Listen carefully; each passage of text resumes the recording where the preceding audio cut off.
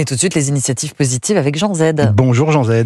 Les innovations au quotidien avec vous. Ce matin, on parle du Airbnb de la piscine, hein, c'est ça ? Oui, exactement. Bonjour Lionel, bonjour. Angéline. Oui, je me disais, c'est un sujet pour se projeter pour les gens de la moitié nord. Oui, et on a beaucoup de solidarité avec eux, parce qu'on en fait partie. Vous ne nous offrez rien de soleil. Mais on se projette vers l'été, c'est important, je trouve que c'est important. Alors pourquoi construire une piscine et payer des impôts en plus alors qu'il suffit de se rafraîchir dans celle du voisin ? Oui, pourquoi ? Si on s'entend avec le voisin, bien sûr, c'est la drôle d'idée de Raphaël de Monténard qui a lancé Swimmy il y a 7 ans. Swimmy, c'est quoi ? C'est une application, effectivement, qui n'est rien d'autre qu'un Airbnb de la piscine. En France, une partie non négligeable des piscines privées est en réalité peu utilisée. Résidence secondaire, on n'est pas là. L'entretien, ou pour cause de pluie. Alors elle fonctionne donc sur le même principe que Airbnb, tout simplement ? Exactement, on met en relation les propriétaires de piscines privées et celles et ceux qui cherchent une baignade pour quelques heures. On s'inscrit en donnant quelques informations personnelles et puis très vite on cherche sa piscine en fonction de la localisation et du prix. On va le voir, il y a tout un système de filtres, date, horaire, douche, pas douche, jardin, transat, bouée gonflable,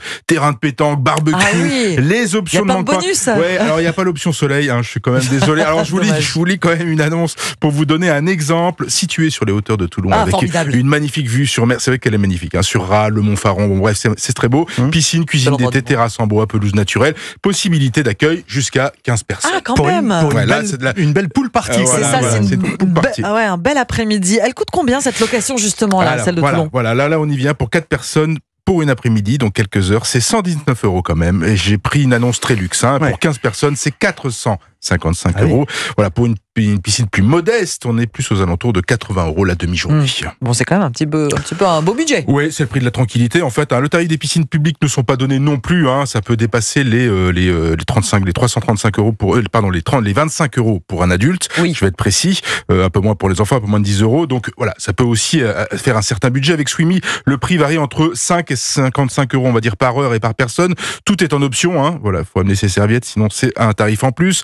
Le tarif, lui, il est décidé par les propriétaires de piscine. Swimmy ne décide rien ici. Des tarifs qui leur permettent de réduire en fait les coûts de fonctionnement de leur piscine, ça on a compris, de ne pas construire d'autres piscines évidemment. Pour ça c'est pour le voisin et pourquoi pas d'investir dans des équipements pour économiser l'eau. Ils existent, ils sont efficaces. Alors attention, la plateforme prend autour de 30% de commission par transaction côté loueur. Quand même. Des piscines comme ça, il y en a à louer partout en France ? Oui, il y en a près de 10 000 quand même, dans 5 pays, France, Italie, Espagne, Allemagne et Belgique, s'il vous plaît. Il y a de quoi trouver son bonheur.